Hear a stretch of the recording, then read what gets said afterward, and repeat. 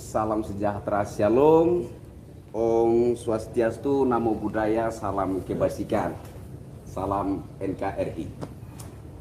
Saudara-saudaraku sebangsa setanah air, hari ini saya mendapat peluang istimewa. Ini menurut saya peluang istimewa bisa berjumpa dengan pengacaranya Mas Beki, Pak Kalau Gede Pase. istimewa itu kayak martabak atau itu tuh pakai telur itu.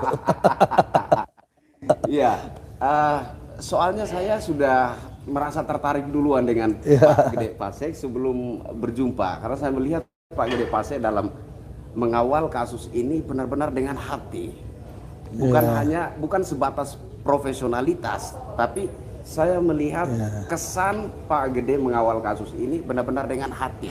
Nah, itulah kenapa saya katakan bahwa ini adalah peluang istimewa bagi saya secara pribadi bisa berjumpa dan berbincang-bincang dengan Pak Gede Pase. Sama, Mas. Oke, yang pertama mungkin saya minta Pak Gede Pase memperkenalkan diri sebelumnya. Ya, saya Gede Pase Suardika. Kebetulan hari ini posisi menjadi salah satu tim penasihat hukum dalam kasusnya Mas Beki di Pengadilan Negeri Surabaya. Dan bagi saya kasus ini cukup menantang untuk bisa kita ikut berpartisipasi membuka lembaran fakta, lembaran kebenaran bagaimana peristiwa yang sebenarnya terjadi.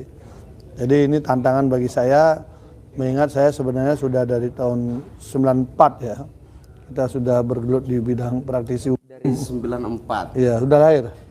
94 saya masih kanak-kanak. Masih kanak-kanak. Sudah lahir ya. Dari itu. Dan di Surabaya, cuma ini unik nih. Saya dilantik diambil sumpah itu di Pengadilan Tinggi Surabaya. Dan sekarang sidangnya di Pengadilan Tinggi Surabaya. Walaupun kita berkantor di Jakarta dan di Bali. Oke, jadi rasanya ada yang unik begitu. Iya.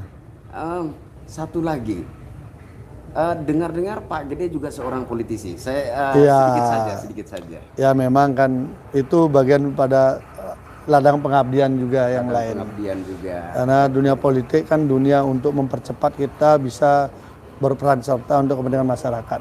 Jadi kita lakukan itu dan bersyukur saya sudah pernah di DPR, pernah juga di DPD RI. Jadi ya syukurilah untuk ruang-ruang politik sudah punya pengalaman ya. Ya sekarang kita kembali lagi ke profesi sebagai advokat.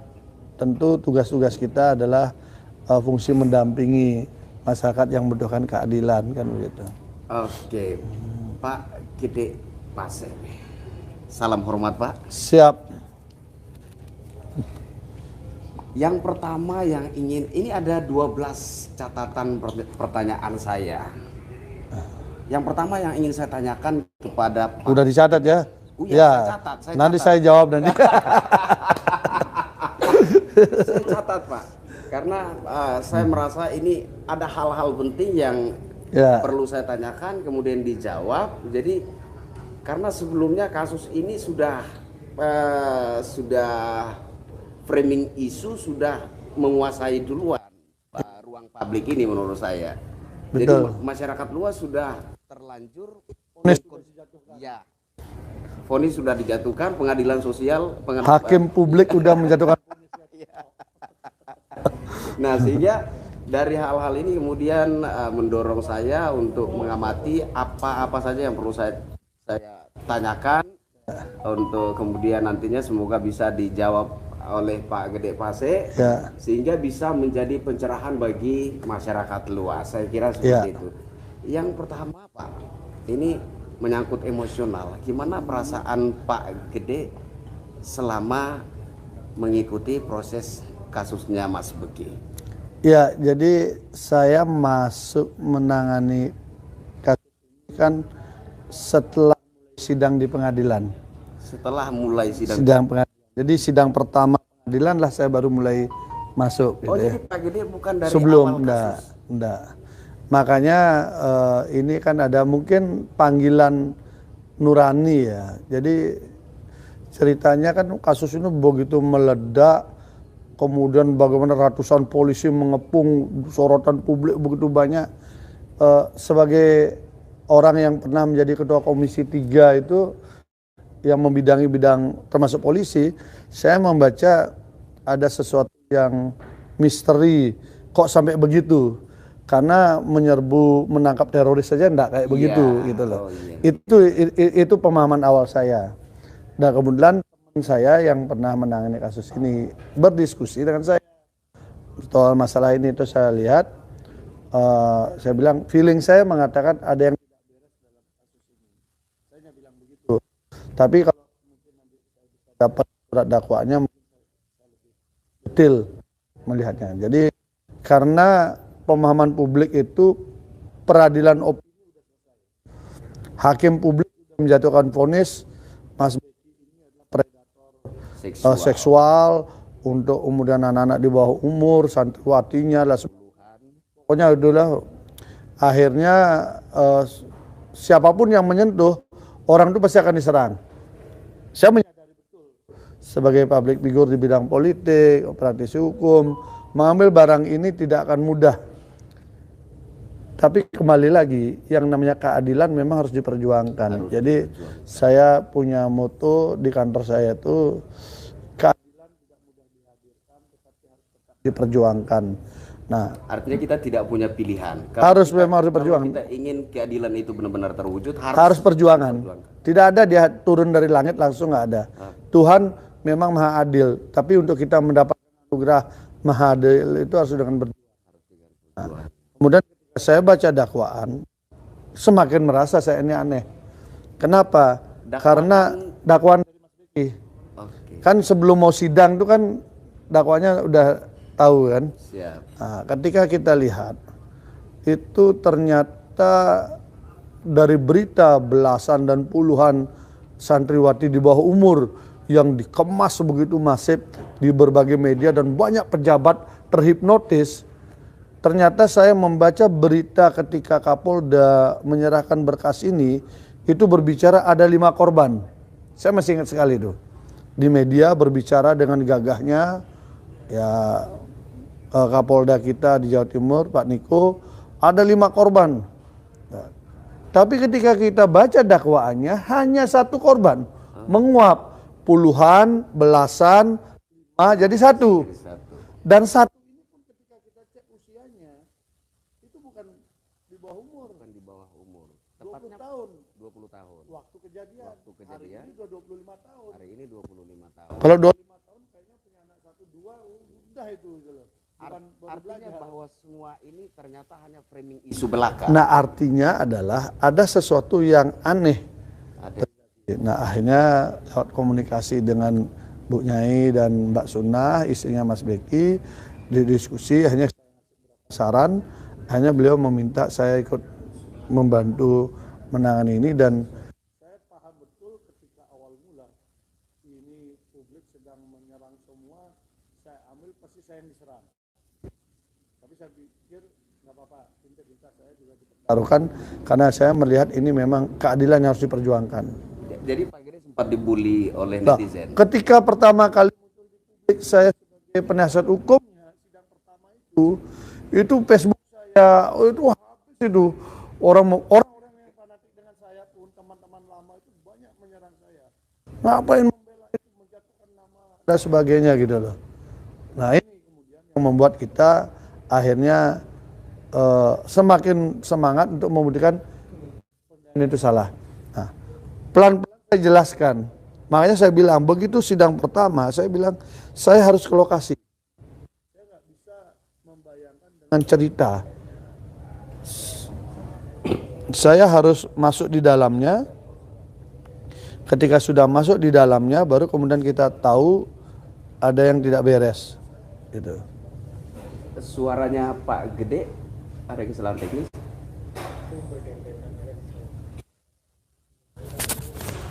Yang mana ya nih? Dilihatin. Nah, itu hidup sama-sama. Itu dua nih. Semuanya hidup.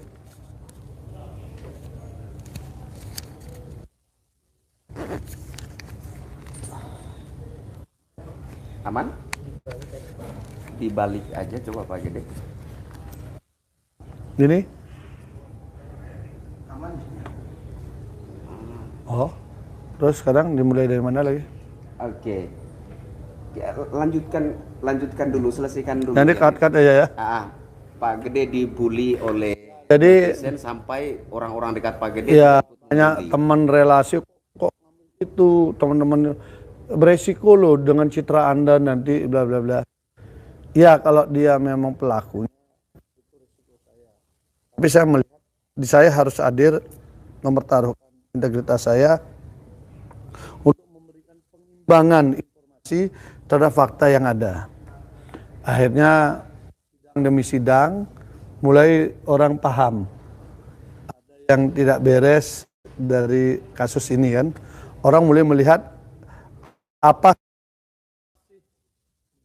dari kasus ini mulai muncullah. Nah, saya tidak bicara soal apa yang dibalik kasus itu karena saya sedang fokus di memberikan informasi yang benar tentang fakta sidang kepada publik, sekaligus juga menyiapkan bagaimana sistem pembelaan di dalam persidangan berjalan dengan baik. Walaupun saya merasakan hakim sudah berusaha netral ya, ketua majelis berusaha netral, ada juga hakim yang sudah mengambil kesimpulan lebih awal. Tapi mudah-mudahan dengan fakta-fakta sidang nanti dari apanya? Ya kita ngerti lah sudah dari cara gestur, cara mengambil kesimpulan. Saya sudah dengar-dengar juga memang begitu kan, itu kan bahasa-bahasa yang tidak mesti keluar kan, tapi ya sudah kita ini kan caranya itu seperti menafikkan, jadi tidak menggali dulu secara tapi tidak semua ya. Ada yang sangat profesional juga. Saya lihat ketua majelis memberikan ruang yang cukup bagus, anggota juga ada satu yang memberikan argumentasi hukum yang cukup bagus, sehingga kualitas perdebatan hukumnya ada. Tapi ada juga satu yang sedikit banyak saya melihat memang belum on the track di tengah lah melihat. Tapi nggak apa-apa. Nanti pada sidang satu persatu keluar kan. Oke. Gitu. Baik Pak Gede. Berikutnya, kira-kira Pak Gede bisa memprediksi nggak seperti apa buntut dari kasus ini? Ya kalau kita lihat dari kasus ini kan ternyata kasusnya tidak berdiri sendiri. Contohnya begini ya. Ketika sidang itu tiba-tiba ada demo. Oke, demo bagi kita biasa. Saya biasa berdemo dan biasa menghadapi demo. Tapi yang lucu adalah mereka demo ini difasilitasi dengan mobil plat merah. Difasilitasi? Iya, mobil mewah. Saya yakin apa Pak Gede? Ya karena kan masa pendemo itu difasilitasi. Kan naik turunnya naik mobil itu. Ya tampaknya supirnya kurang mahir. Jadi gitu. Parkirnya di sini, demonya di sini. Jadi mereka turun, demo di sini, tadi pulangnya naik ke situ, orang lihat. Kurang canggih, mestinya dropnya agak jauh dikit, jalan kaki dikit, baru demo. Nanti dijemputnya di mana kan gitu. Jadi difasilitasi itu fakta ya Pak? Gitu? Fakta, dan akhirnya kan diakui juga. Tapi bahasanya bahwa itu mengantar ininya orang-orang LPSK, saksi-saksi yang dalam perlindungan LPSK. LPSK sudah ada anggarannya di APBN, masa pakai anggaran APBD lagi? Nah, berarti di situ saya membaca ada permainan kekuatan politik lokal memfasilitasi untuk menggoyang Sidikiyah dan khususnya Mas Beki. Ini ada. Tidak, bacaannya sudah begitu. Tinggal yang bisa terbaca. Ya publik udah lihat sendiri lah ya. Orang faktanya sudah ada kok. Gitu. Kemudian yang kedua, kemudian kita melihat dari Kementerian Perempuan dan Perlindungan Anak, Kementerian PPA, tiba-tiba mengirim surat meminta untuk menjadi pemantau sidang yang sifatnya tertutup kepada ketua pengadilan dan majelis hakim. Waktu sidang itu ketua majelis menyampaikan udah mencari jalan tengah. Kami setuju 2 saja untuk dari kementerian hadir. Saya bingung. Loh, katanya sidang tertutup. Kok ada yang mau datang memantau? Tertutup ya tertutup. Ya, akhirnya kita memberikan adu argumentasi. Saya sampaikan kalau memang sudah tertutup, yang mulia kita jaga tertutup.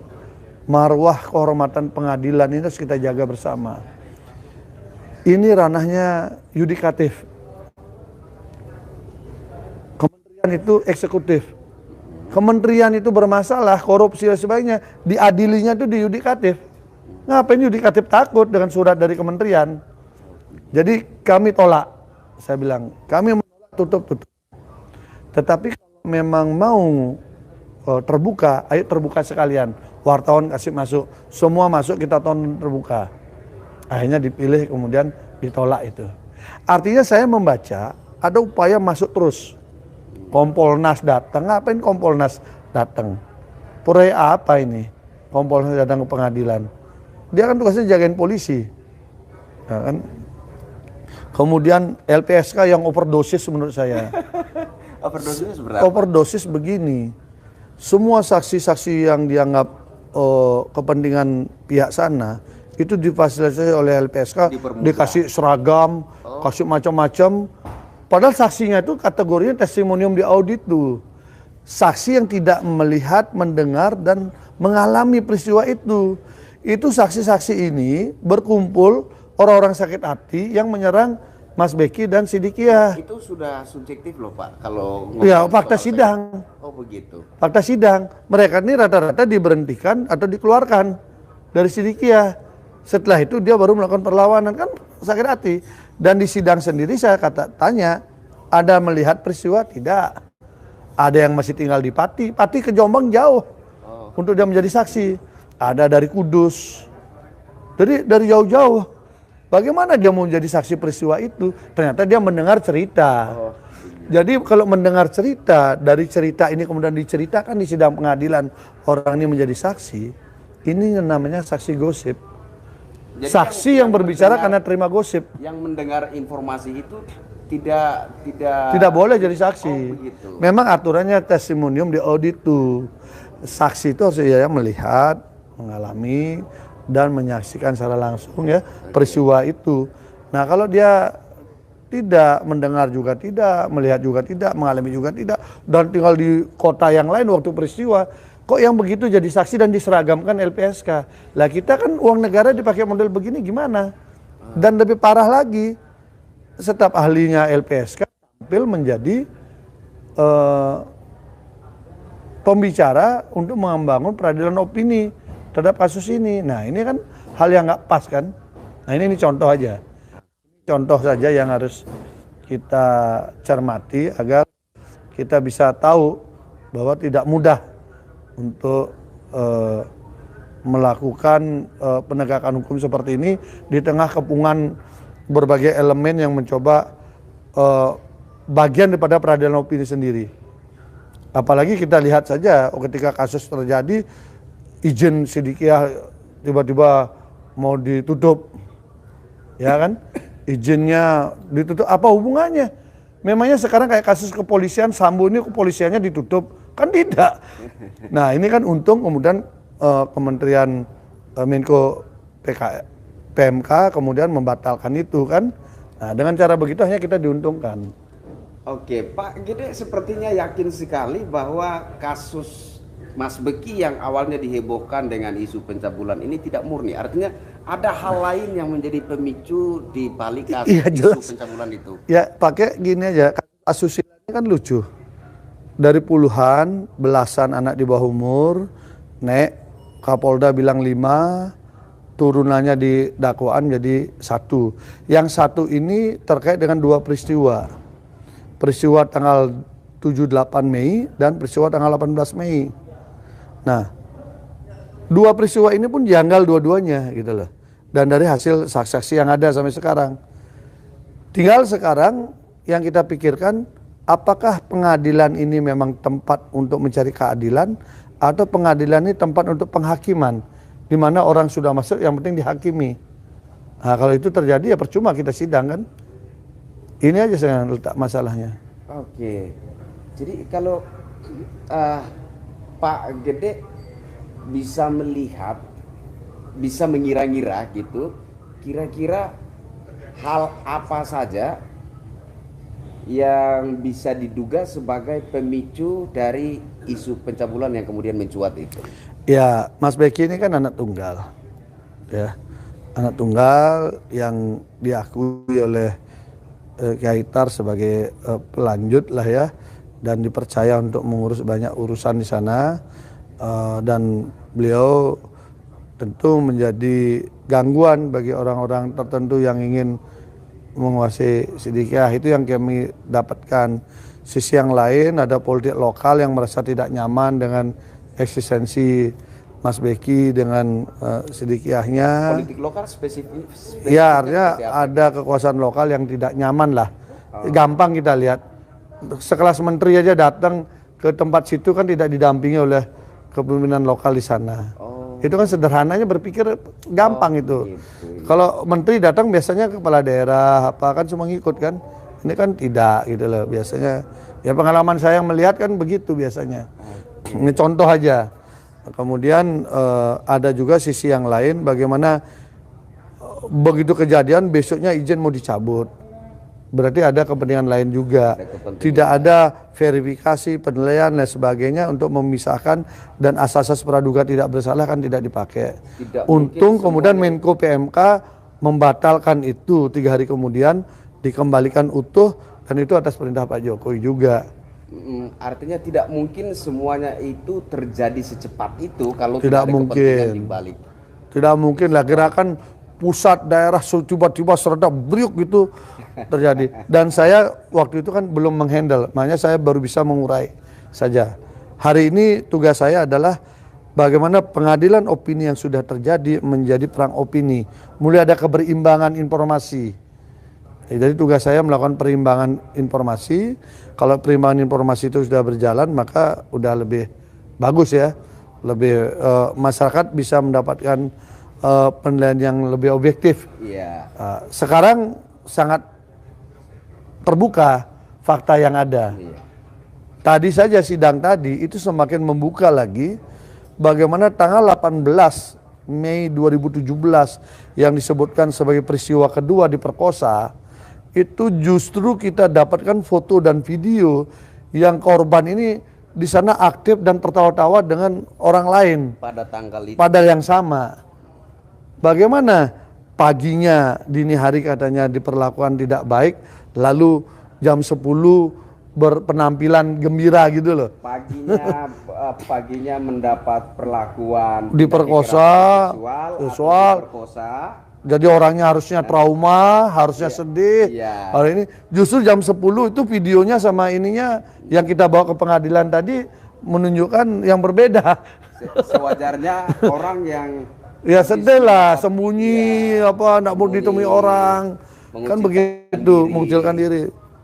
Tapi nyatanya dia mengaku dini hari itu mendapat perlakuan kekerasan seksual, tapi siangnya kok bisa Belum siang, jam 10-an. jam 10, masih 10 pagi. antara pagi siang lah, nah itulah. Artinya ini satu hal yang tidak mungkin terjadi gitu ya. Kalau peristiwanya benar kan itu. Tapi ini biasa. Tetapi kemudian saksi juga mengatakan peristiwa itu memang nggak ada.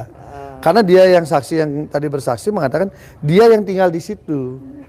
Makanya oh ini satu peristiwa udah enggak. Kemudian peristiwa yang pertama yang tanggal 7 dan 8 ini juga ada 3 waktu. Jadi ada orang bercerita bahwa dia satu mobil menuju tempat TKP-nya untuk kegiatan interview, untuk proses awal masuk RSTMC.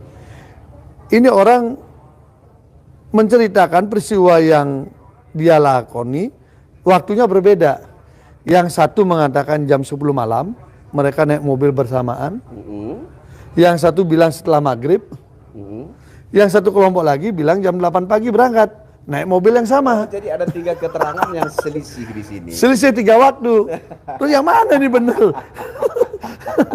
Jadi tampaknya yang ngatur skenario, ngapalkan teksnya nggak pas. Mungkin ada sutradara, ada asisten sutradara. Ini tampaknya tidak sinkron ini ngatur waktunya. Ini fakta sidang loh ya, rekamannya ada. Nah, kemudian tempatnya juga.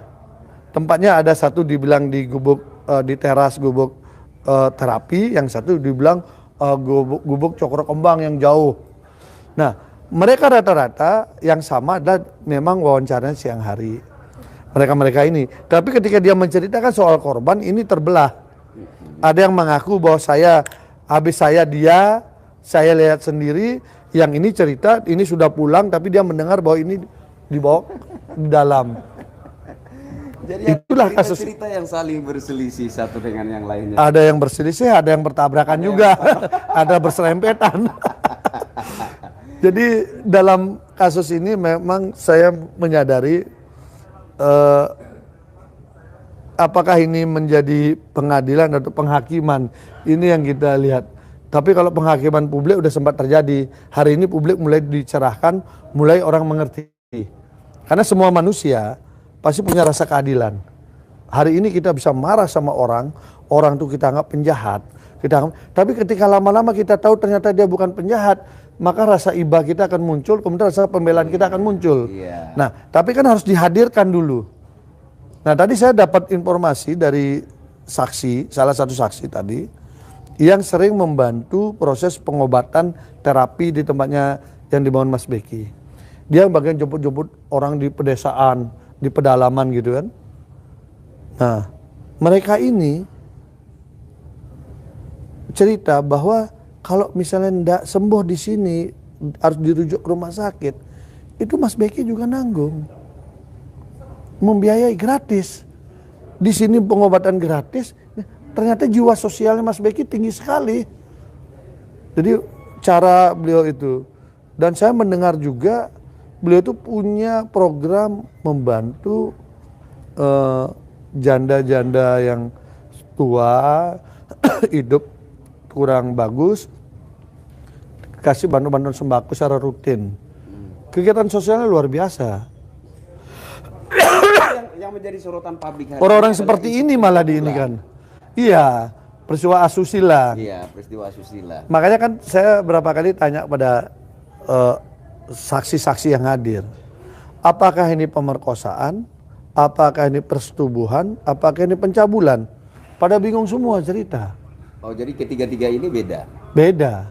Kalau pemerkosaan itu dia melakukan dengan pemaksaan, ancaman kekerasan. Ya, jadi kemudian ada kemudian bersetubuh dan lain sebagainya. Kalau persetubuhan bisa saja suka sama suka. Kalau pencabulan tidak mesti sampai persetubuhan. Oh, begitu. Meremas-remas alat-alat vital, itu sudah termasuk pencabulan. Makanya saya kejar apa masalah ini, berbeda-beda. Oke. Melihat dari sayang ya sidangnya tertutup ya, karena begitu. aturannya sih.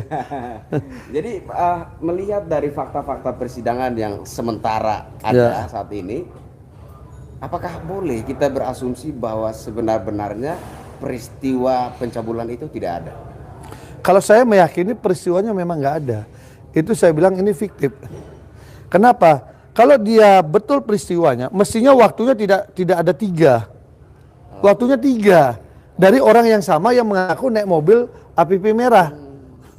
Ada waktu. Ada berangkat jam 10 malam, ada yang berangkat jam habis maghrib, ada yang berangkat jam 8 pagi. Sama-sama ngotot di atas sumpah. Kita yang bingung kan? Ini yang benar yang mana? Sama-sama ngotot tapi keterangannya ada yang saling bertabrakan, ada yang saling berselisih. Nah, kemudian ketika dibawa ke ke lokasi di mana lokus deliktinya, ada 2 tempat berbeda lagi. Jadi bagaimana kemudian ini? Nah, itu satu. Kemudian yang lucu lagi, kan kemarin diramaikan soal pemakaian ritual pakai kamben Sidomukti gitu kan. Nah, ini ada satu saksi nih.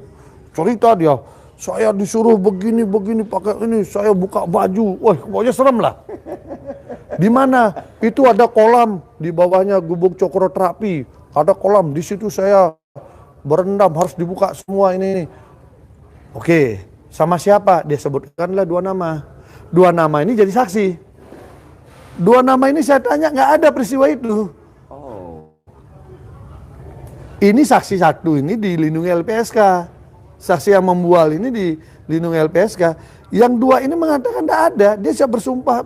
Dan kemudian yang paling faktual adalah itu kolam kering. Karena dari sejak dibuat itu bocor sampai sekarang. Bagaimana dia berendam di situ di kolam bocor? Bagaimana dia melakukan ritual mandi kemben sebagai Sidomukti itu? Airnya nggak ada. Dia ngaku bertiga, Dia ngaku bertiga. Satu nih cerita. Ketika ini menjadi saksi, dia bengong. Nggak ada Pak, nggak ada itu. Orang itu kolamnya kering. Nah terus gimana kita mempercayai cerita-cerita seperti itu? Sementara cerita itu sudah disebarkan di media sosial, udah cerita kemana-mana, udah dikonsumsi seakan serem banget di situ gitu loh. Diproduksi secara massal itu untuk menjatuhkan Mas Beki dan keluarganya dan termasuk pondok pesantrennya itu loh.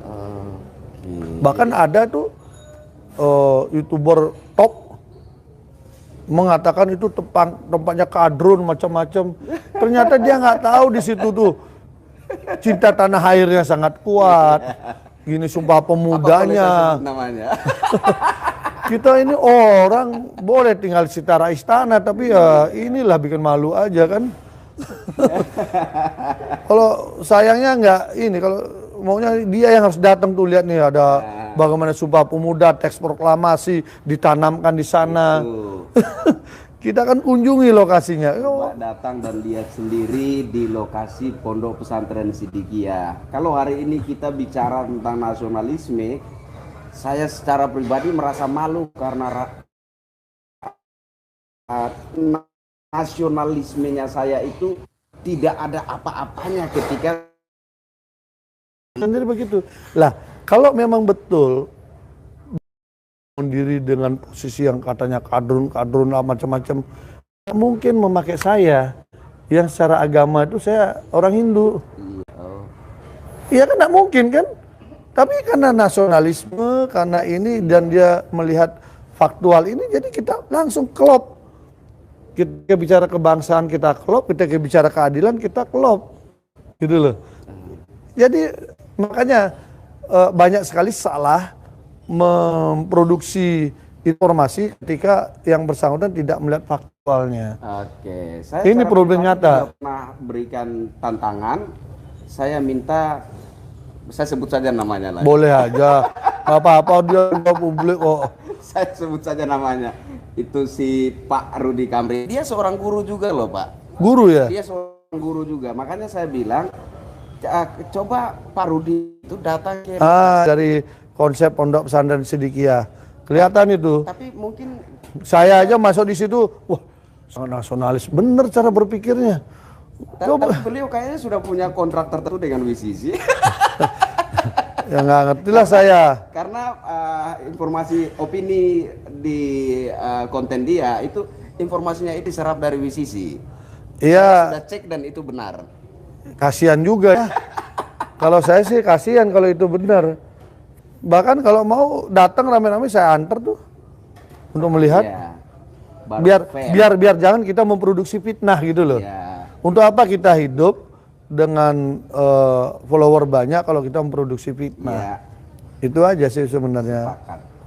Sepakat. Kalau kita faktual saja lah. Kalau saya apa yang saya lihat itu saya ceritakan. Apa yang saya tangani itu yang saya ceritakan. Kita jangan bercerita sesuatu yang kita tidak tahu. Makanya saya pernah bercerita, kalau kasus Mas Beki ini, kalau di zaman saya dulu, mungkin abang belum lahir, itu ada novel-novel Nick Carter, Annie Ero gitu ya. Itu berbau detektif, ada asusila-asusilanya. Vulgar sekali. Itu kisah fiktif. Tapi kalau kita baca seakan fakta. Itu masih bisa kita cerna. Lah ini udah fiktif, tabrakan lagi. Ada ngaku siang hari, ada ngaku pagi hari, ada ngaku jam 10 malam, ada. Ini gimana orang satu mobil kok bisa beda-beda? Padahal yang namanya hukum itu ada namanya tempus delicti. Nah, penentuan soal waktu peristiwa itu penting. Penting sekali. Kemudian ada locus delicti. Tempat peristiwa itu penting, karena kalau ini bisa diramu dengan bagus, maka itu masuk akal. Tapi kalau ini tabrakan nggak mungkin. Toh nih, kita dibilang berkelahi gitu misalnya, oh ini berkelahi di mana? Di jalan raya A gitu. Padahal saya lagi di luar kota, tempatnya beda. Abang di luar, kan itu logikanya kan?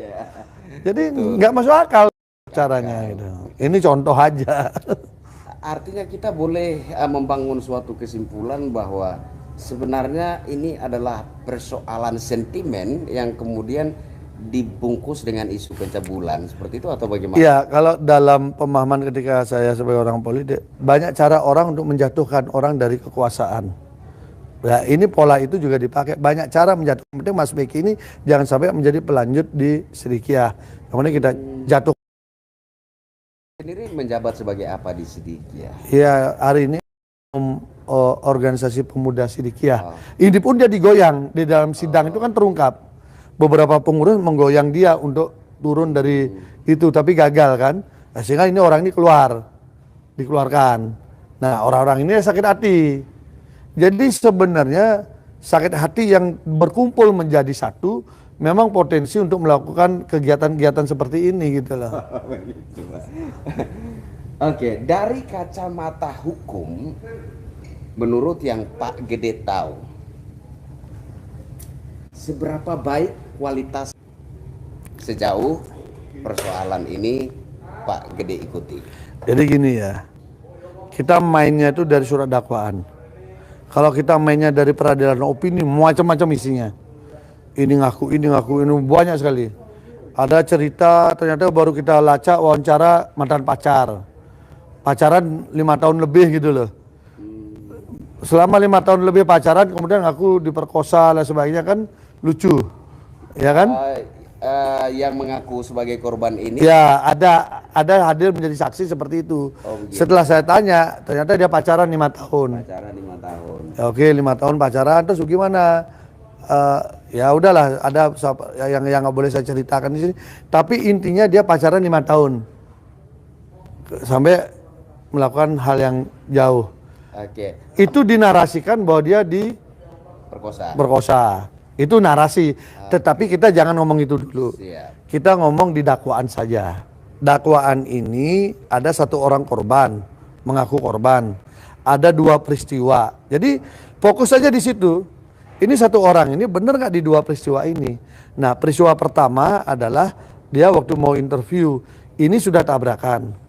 Yang tadi saya cerita, ada yang bilang berangkat jam maghrib, setelah maghrib, ada yang bilang setelah kuliah, jam 10 malam, ada yang bilang jam 8 pagi. Sama-sama mereka interview. Sama-sama duduk di situ. Sama-sama diinterview sama Mas Beki. Kok berbeda semua? Berbeda. Nah, ini waktunya. Artinya peristiwa pertama sudah tabrakan. Peristiwa yang kedua itu jam 2.30 dini hari, 10 hari kemudian. Menurut korban mengaku tanggal 18. Nah, tanggal 18 itu kemudian konon dia dapat WA ancaman. Sampai sidang tadi itu WA itu tidak pernah muncul di HP-nya. HP-nya kadang sudah disita, tidak muncul tuh WA itu kayak apa. Oke. Kemudian dia bangunlah cerita bahwa WA itu dilihat oleh si A. Si A ini kemudian memberikan saran untuk hadir. Lalu minta tolonglah kepada si B untuk menggandeng dia naik sepeda motor ke tempat TKP yang disuruh oleh Mas Beki. Sampai di situ ada si C. Ini ceritanya korban.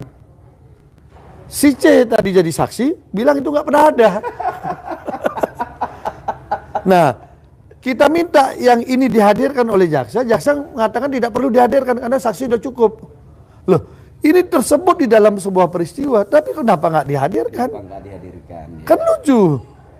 Bagaimana kita merangkai sebuah peristiwa kalau saksi-saksi yang berkesesuaian tidak dihadirkan? Dan ini saksi fakta. Lalu yang dihadirkan saksi di mana dia mendengar cerita dari orang lain, dipakai seragam LPSK, dihadirkan di situ. Gagah. Tapi dia menceritakan tentang cerita orang lain. Ini kasus ini hari ini posisinya begitu. Dan ini harus saya sampaikan kepada publik. Memang faktanya begitu, fakta sidangnya. Nah, lalu bagaimana kita kemudian menegakkan aturan menghukum orang dengan konstruksi peristiwa seperti itu? Sementara ada dasar-dasar hukum bahwa lebih baik kita membebaskan 1.000 orang yang bersalah daripada menghukum 1 orang yang tidak bersalah.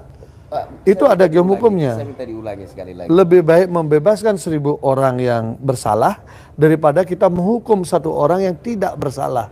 Lah ini sudah jelas konstruksi peristiwanya saja sudah nggak jelas. Kemudian dari puluhan belasan anak di bawah umur 100 predator seksual turun menjadi 5 ini juga lucu. ada katanya hanya disuruh buka baju saja, ada katanya hanya diajak ngomong saja, ada yang mantan pacar 5 tahun, kemudian ada yang korban ini yang mengaku kemudian 2 kali diperlakukan tidak baik. Ya ini kalau saya bongkar lebih parah lagi dan kami hadirkan di sidang, adakah orang yang mengaku setelah diperkosa itu justru main chat-chatan sama orang yang diperkosa, sama yang perkosa? Jadi guys, ini Nah, orang ada nggak? Coba kasih saya contoh di mana? Ini ada peristiwa perkosaan. Yang memperkosa sama yang diperkosa. masih saling Kemudian setelah peristiwa yang katanya ada pemerkosaan itu, yang diperkosa ini mengechat kepada pelaku pemerkosa, di mana isinya itu ada kata sayang kan? ada kata cintaku. Setelah kejadian yang Iya, itu semua ada tanggal berapa, jam berapa chatting itu. Dan itu kami hadirkan di sidang. Nah, kalau itu nanti tidak dinilai oleh hakim, ya kita bingung juga.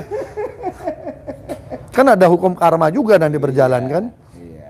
Oke, nanti kita masuk ke sana Pak Gede. Berikutnya ingin saya tanyakan, di persidangan ke-11 atau 12, kalau saya nggak salah ingat, yang ke-11 atau ke-12, di situ Pak Gede dalam memberikan pernyataan kepada wartawan, ada Pak Gede menyebutkan isu 303. Apa maksudnya? Enggak, itu kan lagi rame waktu itu kasus apa namanya Sambu kan, kemudian kerajaan kekaisaran Sambu yang berada di dimensi rame. Saya hanya bilang bahwa proses kasus-kasus yang penuh rekayasa itu bisa muncul, seperti halnya kasus yang disebut jaringan 303 kan gitu. Nah, apabila itu terjadi maka ya berhentilah sampai di kasus Sambu saja, jangan lagi kasus-kasus yang lain. Oke, artinya yang dimaksud oleh Pak Gede adalah gambaran proses hukum yang syarat dengan rekayasa itu nggak boleh terjadi lagi. Oke. Itu kan bahasa simbolik. Oke, Lagi bahasa ngomong simbolik. 303. Siap. 303 ini kan sebuah pasal tentang perjudian yang kemudian selalu dianggap sebagai melawan hukum, tapi selalu dipelihara untuk menjadi ATM kekuasaan juga kan. Oke. Sejauh Pak Gede ikut menangani persoalan kasus Mas Biki ini, seberapa meyakinkan netralitas dari instansi-instansi yang berkaitan dalam penanganan proses hukumnya Mas Biki ini? Saya melihat banyak yang tidak netral di awal, tapi saya menyadari karena banyak tekanan. Kalau kita baca dari Kementerian PPA itu kan mengakui siapa itu namanya tuh, deputi apa staf ahli atau apanya yang bicara di YouTube itu, bahwa mereka dengan bangganya menyatakan mendatangi Kejaksaan Tinggi, mendatangi Kompolnas, mendatangi Komjak, mendatangi Komnas Perempuan, didatangi untuk ikut sama-sama menekan kasus ini biar berlanjut. Jadi kasus ini berlanjut karena tekanan. Gampang cara mengukur begini. Kasus yang hari ini membawa Mas Beki ke pengadilan ini itu lebih 5 kali bolak-balik P19 dilengkapi lebih Sudah sampai di kejaksaan. padahal aturannya di Mahkejapol itu antara Mahkamah Agung, Kejaksaan dan Polisian kalau sampai 3 kali bolak-balik maka arahnya SP3. Ini lebih 5 kali lebih 5 kali bolak-balik ya dipaksakan. Itu satu. Bagaimana kita mengatakan itu tidak ada intervensi? Kompolnas nongol, LPSK overdosis. Yang mewakili Kompolnas? Ada Benny Mamoto sama Bu Tuti, siapa itu datang ujung-ujung sidang. Ini Ketua Kompolnas ini Pak Mahfud MD tolong diperhatikan ini ya. Jadi orang-orang pemerintahan saya mohon supaya kalau memang mengintervensi suatu persoalan kasus di masyarakat harus hadir benar-benar secara objektif. Jadi gini, kalau barang itu sudah di pengadilan, itu harus bebas intervensi. Harus bebas. Oh begitu. Iya, karena peradilan itu bebas merdeka. Artinya ini sudah tidak etis lagi kalau ada. Ya, iya dong. Kemana saya tekan, ini bisa saya tekan. Sekarang saya tekan pengadilan. Ngamuklah kita. Belum lagi ruangan-ruangan di pengadilan negeri itu enak aja mereka pakai podcast. LSM pakai podcast di dalamnya. Saya melihat ini semacam gambaran kesewenang-wenangan. Gambaran begitu kuatnya intervensi menguasai pengadilan. Oh begitu. Ini yang kita urai pelan-pelan, kita berikan penyadaran lagi. Pengadilan pun kita sampaikan, Pak, ini pengadilan kita jaga bareng-bareng. Jaksa, penasihat hukum, majelis hakim, sama-sama kita jaga pengadilan ini untuk orang mencari kebenaran. Fakta kita isi. Jangan kasih orang lain intervensi. Ngapain ruang-ruang di pengadilan dipakai untuk podcast LSM bersama Kementerian PPA. Kementerian PPA udah punya ruangan. Ngapain harus dipakai di situ? Mereka kita sidang, mereka di sebelah kita. Kan ini sudah nggak steril sidangnya ini. Oh, begitu. Kalau mau buka, buka sekalian. Wartawan boleh masuk, saksikan sidang. Walaupun ini sidang aturan tertutup. Sekalian kan? Nah, mudah-mudahan saja dengan mulai publik melihat fakta-fakta yang ada, semua kasus ini mulai bisa berjalan dengan objektif.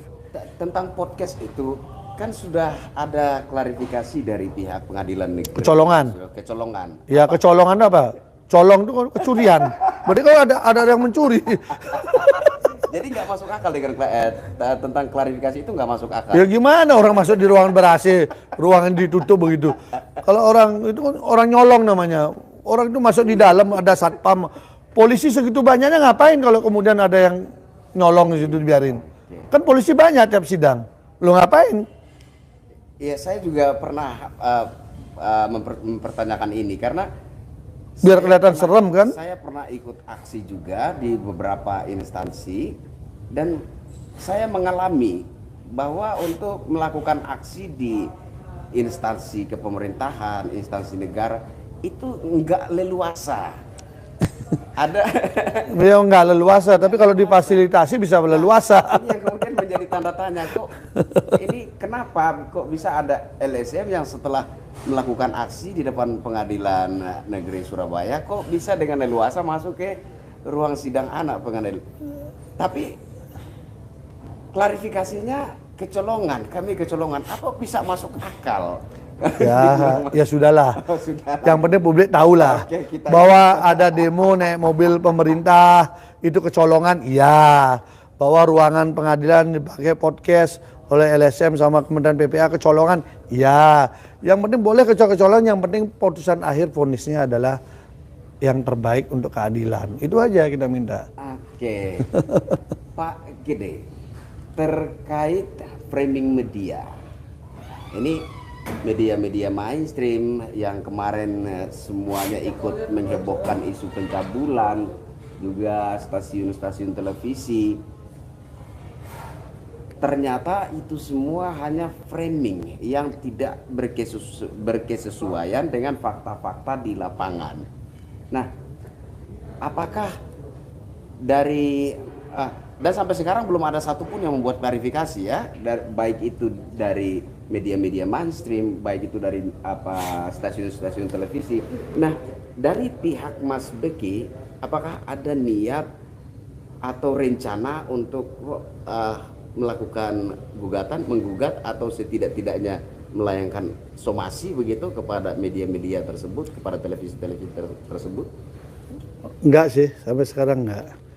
Karena ya kemarin kan karena pihak yang menskenariokan kasus ini memproduksi secara massal dan masif untuk melakukan peradilan opini, dan kemudian media mengambil utuh secepatnya tanpa klarifikasi lebih detail. Tapi pelan-pelan kan sekarang media udah mulai melihat fakta sidang, kan fakta sidang nggak bisa diutak-atik lagi. Kalau saksinya begitu ya begitulah, kalau buktinya begini ya beginilah, kan nggak bisa lagi diakalin. Hanya kami melihat memang beberapa media yang dulu getol begitu gencar, tiba-tiba untuk mengungkap fakta yang sebenarnya ini tidak imbang dengan semangatnya kemarin. Ya harapan kami imbang dong. Iya. Kalau kemarin nyerangnya 100%, sekarang faktanya diceritakan juga 100%. Sehingga nanti publik ada pencerahan lah. Itu aja sih, kalau kami sih enggak. Apalagi saya dulu kan besar dari media juga. Jadi kayak wartawan lama memahami lah. Tapi sekarang kalau kita lihat pemberitaan kan, fakta sidang apa kan sudah nyata. Sudah fakta-fakta yang muncul kan. Misalnya begini. Kita melihat kasus visum aja. Visum ini kan lucu. Saya tanya sama dokternya, apa syarat visum? Pertama, orang itu melapor ke polisi, lalu polisi mengajukan surat ke rumah sakit. Lalu apa yang terjadi? Tahu nggak kasus ini? Si korban ini melapor 2019 Oktober. Visumnya tahu keluar berapa? Agustus 2018. Sebelum melapor, visum udah keluar.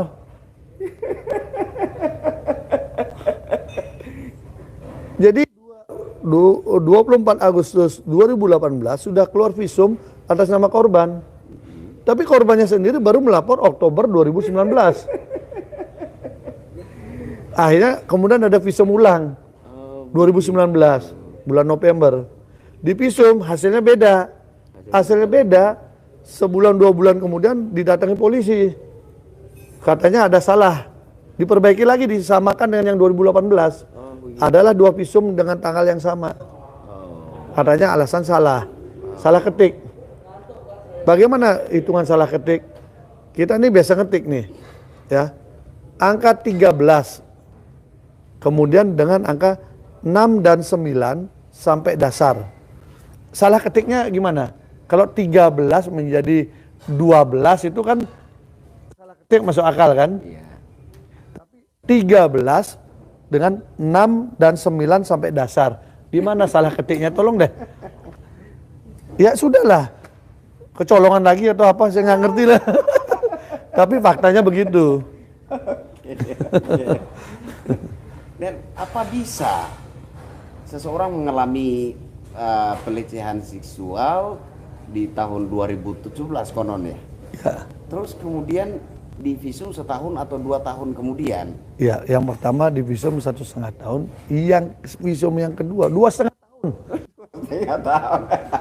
2,5 tahun urusan benda tumpul. Gimana kita? Gimana kita meyakinkan benda tumpul siapa itu?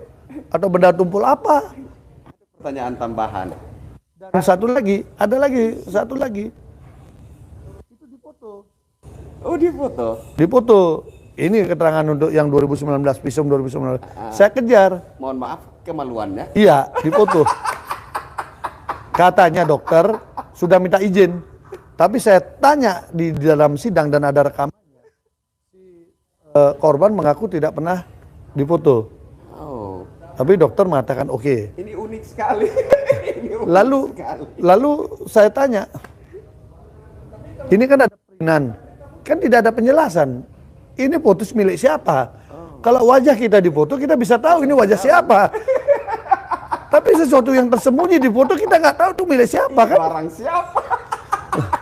Lalu dengan sederhana saya bertanya, oke lah kalau ini Anda yakin itu, saya minta filenya saja. Dari file foto itu saya mau mencocokkan waktunya. Kapan dia di visum dan kapan foto itu ada. Untuk mencocokkan kan. Jam dan waktunya kan bisa kita tahu. Dan lokasi kita bisa tahu. Ya detail forensik lah. Apa kata dokter? Sudah saya hapus. Oke, hapus. Pak dokter, saya minta yang kedua. Itu kan pakai kamera siapa? Kamera saya. Kita pinjam kameranya, nanti kita datangkan ahli, nanti datang ke pengadilan untuk memeriksa dan bisa menemukan kembali yang dihapus itu. Jawaban berikutnya, HP saya hilang. Ya sudahlah, sempurnalah sudah penghilangan jejak daripada dokumen ini kan gitu. Ini bukanlah sesuatu yang sederhana jadinya kan, bahwa setiap kita kejar jawabannya lupa, dihapus dan hilang, itu kan bagian untuk menghilangkan jejak. Itu kondisinya. Oke, Pak Gede. Sejauh Pak Gede ikut menangani proses kasusnya Mas Beki, apakah pernah Pak Gede mengalami tekanan atau intimidasi dari pihak tertentu? Oh itu sih sampai sekarang syukur alhamdulillah astungkare ya, puji Tuhan itu tidak ada. Tidak ada, dan karena kita juga sudah pengalaman menikmati dunia-dunia begitu zaman-zaman aktivis dulu kan. Termasuk juga waktu kemarin-kemarin itu kan ngalami juga. Mudah-mudahan tidak ada lah. Ya kalau ada kita video aja kita orangnya itu kan, kita langsung siaran langsung kan. Kalau kita besok-besok mau dicegat itu kita langsung live aja. Udah ketahuan semua orang. Kita berharap moga-moga yang begitu-begitu enggak ada lah. Iya enggak lah. Kita ambil fokus saja lah. Mudah-mudahan semakin banyak orang sadar lah. Oke, dari perbincangan kita ini ternyata kita bisa melihat bahwa ada sederet kejanggalan dalam tahap demi tahap proses kasusnya Mas Beki ini. Iya. Dari kacamata hukum menurut Pak Gede, apa kejanggalan yang paling krusial? Kejanggalan yang paling krusial peristiwanya. Peristiwanya itu ada atau tiada? Fakta atau fiktif? Kalau dilihat dari konstruksi cerita dengan saksi yang ada, maka ini fiktif. Artinya tidak ada peristiwa Mas Beki memperkosa orang. Bukan beda narasinya dengan begini. Ini bukan pemerkosaan, tapi suka sama suka. Berarti peristiwanya ada. Hanya beda. Ini bersetubuh, yang ini pemerkosaan. Oke? Tapi ini peristiwanya nggak nyambung. Pertama itu siang hari. Siang hari di lokasi itu rame. Dan kemudian bisa dibuktikan juga tabrakannya antar saksi satu sama yang lain. Soal tempat dan soal waktu. Jadi kan gimana sebuah fakta? Tempatnya dan waktunya berbeda-beda antar saksi satu sama lain. Kan tidak mungkin. Makanya saya bilang cerita Nick Carter dan Eni Ero itu lebih gampang dicerna walaupun itu narasi fiksi. Nah kalau ini fiktif, skenario-nya bagus, tapi yang menghafalkan naskah nggak bagus. Sehingga ketika bersaksi tabrakan mereka. Satu sama lain. Seragamnya sama, pakai seragam LPSK. Tapi ketika bersaksi berbeda-beda keterangannya. Berbeda-beda, tidak saling menguatkan, tetapi saling berbenturan satu dengan yang lainnya, begitu. Iya, ketika pakai akal sehat logika kita nggak nyambung. Oke. Itu sih jadi. Pak Gede, ini masyarakat luas ini sudah terlanjur mengkonsumsi framing isu yang negatif tentang Mas Beki. Tapi pelan-pelan kan sudah mulai membaik sekarang. Oke. Intinya bahwa kita nggak bisa pungkiri fakta itu sudah terjadi. Masyarakat luas sudah terlanjur mengkonsumsi ya, isu negatif tentang Mas Beki, tentang Kiai Haji Mukhtar Mukti, tentang Pondok Pesantren Sidikiyah. Himbauan apa yang bisa Pak Gede berikan untuk sebagai pencerahan kepada masyarakat luas? Jadi gini, hari ini yang dimaknai sebagai korban itu kan yang mengaku saksi korban ini. Itu korban yang disebutkan dengan ini didukung oleh orang lain. Tapi mereka korban ini lagi happy-happy. Coba aja lihat di Instagram, di ini ya mereka. Ini baru pertama kali saya lihat konsep LPSK, ya konsepnya LPSK itu bisa share lokasi karena LPSK ini konsepnya kan gini, dia safe house, semua saksi biar aman maka ditaruh di safe house, disembunyikan. Tapi mereka share itu di Instagram, di medsos, bahwa mereka ada di sini asik loh, saya bisa makan-makan, dikawal kemana-mana, bla bla bla. Loh ini gimana LPSK kok dibiarkan saksinya memproklamirkan diri, saya ada di mana lagi ngapain enak loh pakai uang negara gitu loh. Jadi saya melihat ini bukan kumpulan korban, tapi ini sedang menikmati bagaimana dia sedang menyakiti orang lain. Siapa korban sebenarnya dalam kasus ini? Jadi kalau abang tahu, korban sebenarnya dari kasus ini adalah yang pertama 4 anaknya Mas Beki. Dia kehilangan kasih sayang ayahnya. Yang kedua adalah istrinya. Istrinya harus pontang-panting mengurus 4 anak dan mengurus Mas Beki juga yang dalam tahanan dan mengurus kepentingan yang lainnya. Ini korban sebenarnya dari peristiwa ini. Siapa korban berikutnya? Bapaknya Mas Beki. Yang selama ini Mas Beki yang merawat karena usianya sudah 94 tahun. Dan ibunya harus mengurus ini semua urusan. inilah korban utama dari peristiwa kasus Jombang. Ini korbannya. Mas Beki nggak bisa merawat orang tuanya yang usia 94 tahun. Kemudian istrinya harus pontang-panting mengurus 4 anak, apalagi ada bayi baru 2-3 bulan, mengurus yang anak sekolah, mengurus Mas Beki dari Jombang dan ke Medaeng. Inilah korban sebenarnya. Dan Kementerian PPA enggak ngerti ini.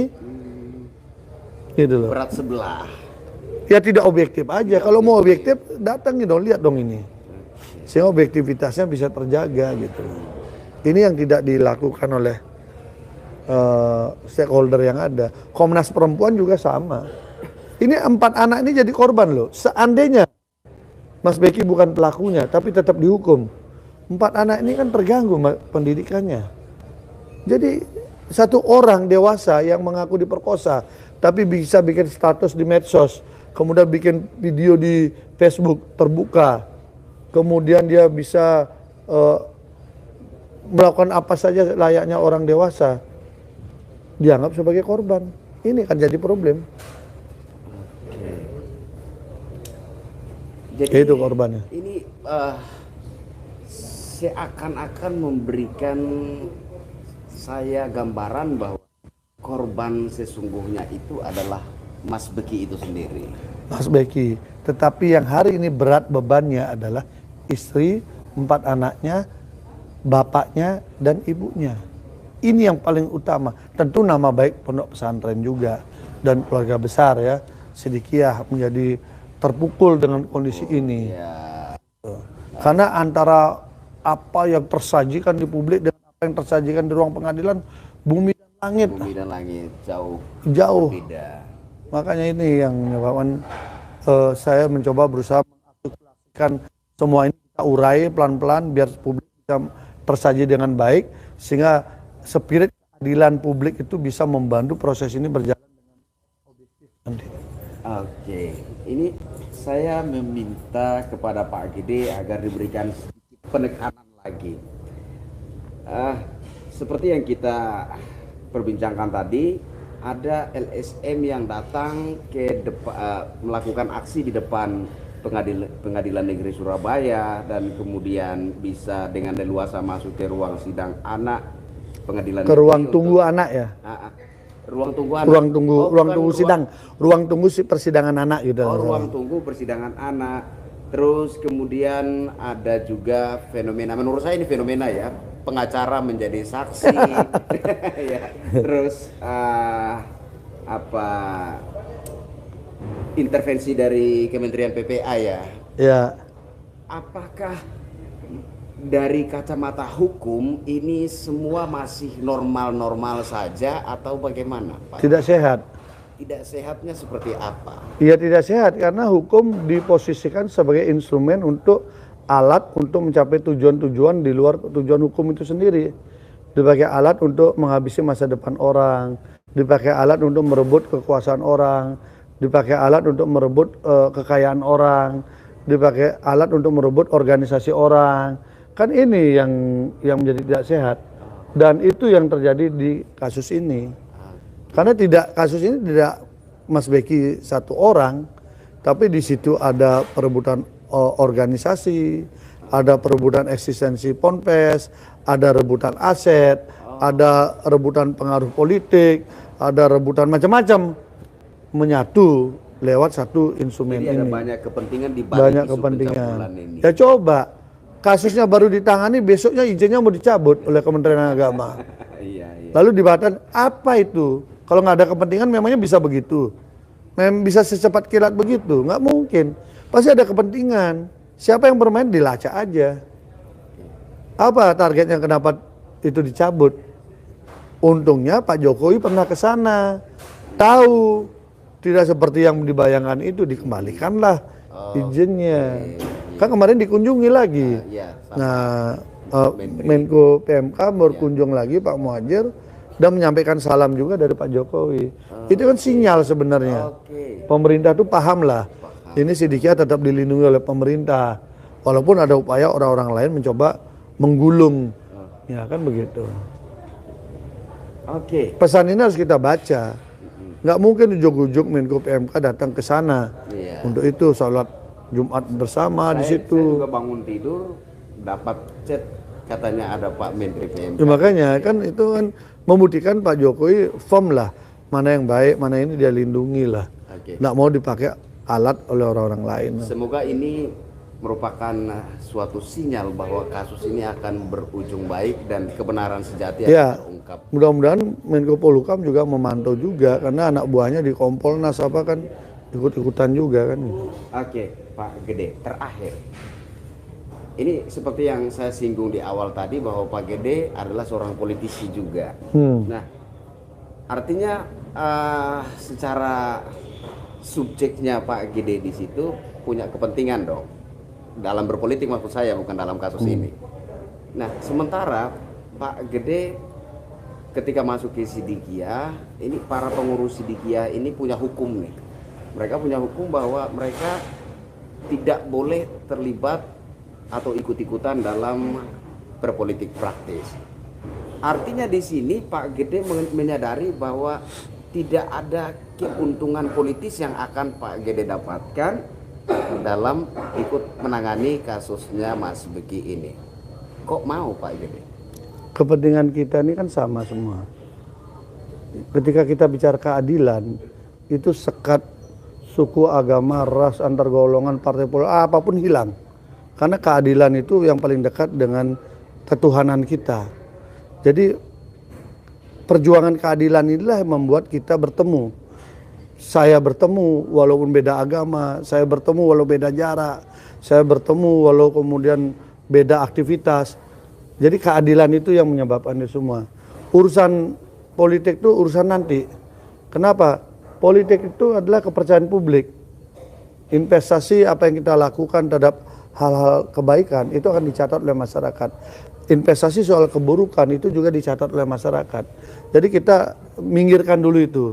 Ini urusan keadilan dan kemanusiaan yang harus kita perjuangkan, yang harus kita suarakan, yang mudah-mudahan di ujungnya nanti keadilan dan kemanusiaan itu bisa ditemukan. Walaupun kita tidak meyakini itu terjadi dengan kondisi seperti mental yang hari ini. Mental hari ini sederhana begini. Kami meminta untuk menghadirkan saksi yang disebutkan di dalam dakwaan saja. Ini disebutkan nama orang si A itu disebutkan dalam dakwaan. Tidak dihadirkan. Kami minta untuk dihadirkan. Itu ruwetnya setengah mati, perdebatannya setengah mati. Oh, begitu. Gitu. Jadi Bukannya sudah dihadirkan semua? belum. Belum. Karena JPU menganggap itu sudah cukup. Padahal kami menganggap belum cukup. Terjadi perdebatan pasal. Saya pakai pasal 160 ayat 1 huruf C, di mana memang itu harus dihadirkan. Tetapi tafsir yang lain mengatakan kami nggak perlu menghadirkan. Perdebatannya panjang. Di mana posisinya? Kami nggak punya daya paksa untuk menghadirkan orang. Kalau kami saksi ada cas kami harus ketemu, kami harus beritahu untuk meminta kesarannya untuk bersaksi. Tapi kalau JPU punya hak paksa. Kalau nggak ada bisa obstruction of justice. Macam-macam gitu loh. Bisa dihadirkan untuk jadi saksi. Kami kan nggak punya. Mereka punya kewenangan di situ. Iya, kami kan harus minta pakai itu gitu loh. Ini tarik menariknya panjang. Tadi hampir 35-40 menit debat soal itu aja. Dengan majelis hakim, dengan kami, dengan JPU. Perdebatan hanya untuk menghadirkan kebenaran. Dan kami pun tidak tahu kesaksian dia itu apa. Hanya kami penasaran, namanya disebut dalam sebuah rangkaian peristiwa, kok orang ini tidak dihadirkan? Sekalian saja dong peristiwanya jangan diakui, kan enak. Kalau bahwa ini peristiwanya nggak ada nih, saya drop, ya udah, nggak usah dihadirkan. Kan kita nggak tahu namanya nama ini benar atau nama fiktif, kita nggak tahu juga. Hadirkan, kita tanya bersama-sama. Hakim nanya, kami nanya, jaksa nanya, benar nggak peristiwanya? Benar nggak kamu nganter dia? Benar nggak kamu nyuruh dia nyiapin kopi? Benar nggak kamu lihat WA-nya? Kan begitu. Karena orang ini ada di lokasi. Betul. Apa susahnya? Tinggal panggil pakai surat, datang orang itu. Kok enggak? Akhirnya kami mencoba untuk menghadirkan itu dengan pendekatan kesadaran. Kan beda. Kami nggak punya daya paksa gitu loh. Ini bedanya. Karena ini kan kasus pidana. Oke. Itu posisinya, sehingga bagi saya keadilan inilah yang menjadi tantangan untuk bisa kita suarakan. Artinya berjuang untuk memunculkan keadilan itu jauh lebih penting daripada Betul. kepentingan politik atau kepentingan apapun kira-kira. Saya dulu memperjuangkan namanya keadilan dengan yang saya yakini ketika membantu Mas Anas, jabatan saya Ketua Komisi 3 dicopot di DPR. Enggak apa-apa. Ya memang begitulah kita ketika memuliakan keadilan. Tapi saya yakin karena Tuhan itu Maha Adil, beliau sendiri akan mengangkat orang-orang yang mencintai keadilan gitu loh. Amin. Di situ letak positioning kita ya. Oke, Pak Gede, Iya, banyak terima kasih. sama-sama. Sudah memberikan peluang istimewa buat saya untuk Terima kasih. bertemu dan berbincang-bincang. Semoga perbincangan kita ini bisa memberikan satu gambaran yang lebih terang terkait apa sebenarnya persoalan yang terjadi di Jombang. Iya. Semoga masyarakat bisa lebih objektif dalam memandang baik itu ke Mas Bekinya dan juga ke Ponpes Sidikianya. Betul. Pak Gede, semoga sukses selalu. Ya, sukses bersama kita. Oke, amin. Jangan sukses terus kita bersama-sama, saling mendoakan. Amin. Oke. Sehat juga kita sehat bersama. Berarti salam sukses bersama. Iya. Baik dalam menangani kasus Mas Beki maupun juga di karir politiknya. Ya. Semoga Pak Gede sukses duluan, kemudian saya nyusul ya Pak Gede.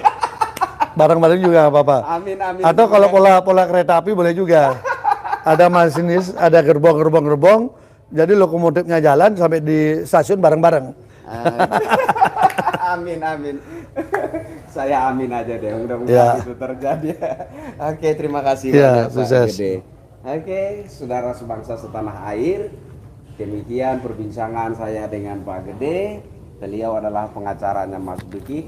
Saya merasa tertarik sekali bertemu dengan dia, berbincang-bincang seperti ini karena saya melihat beliau ini salah satu pengacara yang ketika menangani suatu kasus tidak hanya secara profesional tetapi beliau menangani kasus dengan hati. Nah, inilah yang kemudian membuat saya merasa tertarik dan saya ngotot harus ketemu Pak Gede Pasek.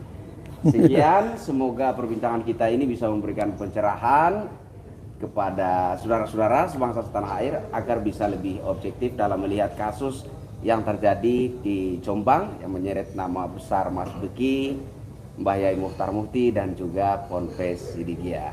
Saya Krisyanto Yen Oni dan Gede Pasek Suardika. mohon pamit undur diri. Wassalamualaikum warahmatullahi wabarakatuh. Salam sejahtera, shalom, om santi santi, santi om, namo buddhaya, salam kebajikan. Salam NKRI. Merdeka.